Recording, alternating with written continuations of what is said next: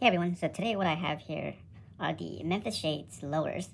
This is going to be installed on a 2014 Honda Shadow Spirit. And this is going to be like another set of windscreen that you install directly onto the fork of your motorcycle. And it's proven to help with the wind buffeting, which is something I'm experiencing right now. So I'll show you my entire setup once we're done with this. So let's just start unpacking the product scene here first. The Memphis Lower itself, I got the clear. This one runs about $24.95 on their website itself, which is a pretty good deal. Made in the USA, you know. Just a windscreen, so cool. And this is the mount kit that goes along with it, with part number MEM9884. This was also purchased on the website. It's in the drop down when you're selecting the fairing itself. And funny enough, that this is actually runs about $56.95. So together we're talking about roughly $82, and with taxes, that runs up to about $90 for this set. It looks pretty cool.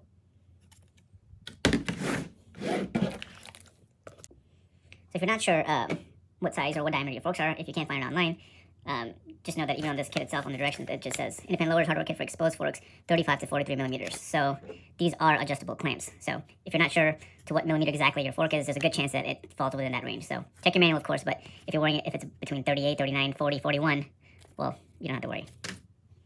Here is my Honda Shadow Spirit.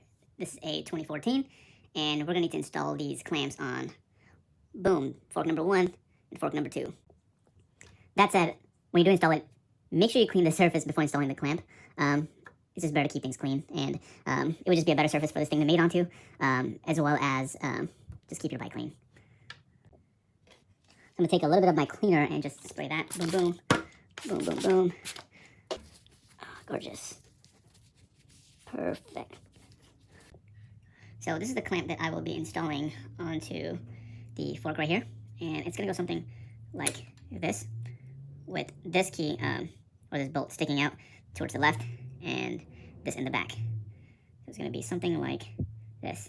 They do provide you with an Allen key to, there we go, to do this, but as usual, if you, it's never straightforward, and it ends up just hitting that. So what I do recommend is just using a T30 head and a socket wrench, and it just makes the job a million times easier, so that's something.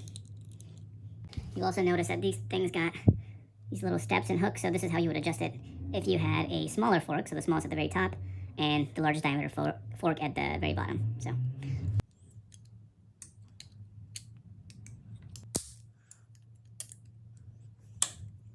Perfect.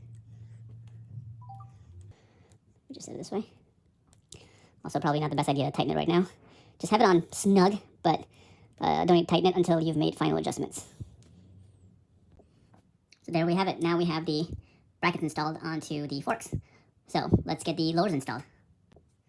So there are two ways that you can install your shield. So these are the two arms that come along with this, and they attach to either of these. Depending on where you want the position of your shield itself, you could select this one and have sort of an upward, kind of see it right there. So this would be pointed a little bit higher, kind of like that. But if you want to go lower, which is probably what I'm going to be doing, is you can set it up like this. So it might be a preference thing for some people depending on the kind of shield that you have. I have a massive shield that came with this bike when I purchased it, so I'm going to be installing it this way. So just something to note when installing this is that you do have two options. So the next step that you want to do is you need to install these arms onto the clamps that you install into your fork. Now you could do this step later, and that might be even better, but I just want to talk about how this is going to get installed onto our lowers right here. So same thing, you can use the Allen key provided, or a T30 socket head right here. Boom. Oops.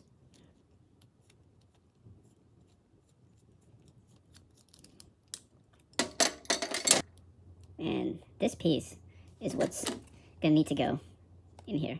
So this is what's going to help with just protecting this piece itself, the lower itself, and just helps out with vibrations and things along those lines. So this is what you're going to need to insert into this guy. So there you go. This is what we have. We've got the rubber grommet within the lower itself, and this is what's going to be now installed. So you also notice that the backing is shaped like this, and that's because the lower itself, the mount right here, so you just goes like that, and this bolt's going to go onto there. goes onto here. And we would be screwing it in like this. So this gives you an idea of what it's going to look like once we assemble this. So let's do that. So I'm going to install this arm right here to this clamp here. So I need to get this Allen key removed. So let's do that.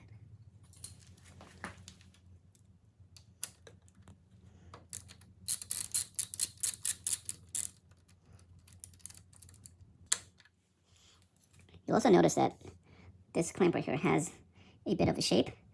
And the reason for that is because the arm itself has a part cut out right here. So it's going to sit really flush with that. So once I have this in, it shouldn't move. So let's put this on. Oh, this is on. Ooh, there we go. Awesome. And let's do the other one. So here we go. Time to install our lowers.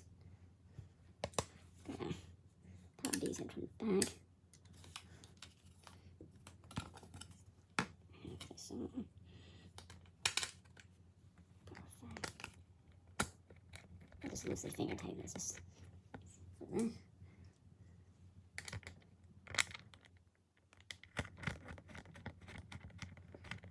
And let me do the other one. I'm gonna tighten this.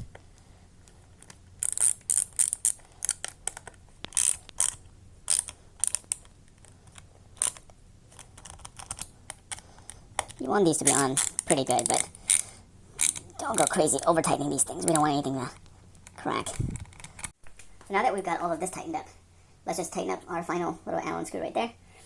Just make sure that this is pointed perfectly straight. So you might want to look at what the bike looks like from the front and make adjustments accordingly. So this looks good for my setup, so I'm just going to tighten that on the side.